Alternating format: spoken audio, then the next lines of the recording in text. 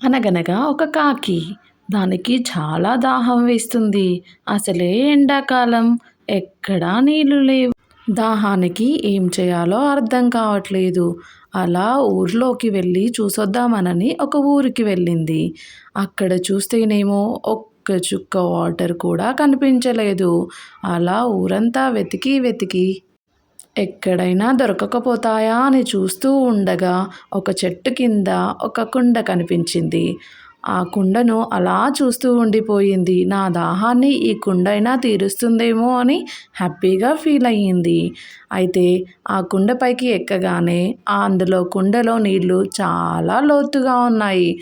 వీటిని ఇప్పుడు నేను ఎలా తాగాలి అని ఆలోచిస్తూ ఉండగా చుట్టూ రాళ్ళు కనిపించాయి. దాని చుట్టూ ఉన్న రాళ్ళను ఒక్కొక్కటిగా తెచ్చి ఆ కుండలో వేసింది.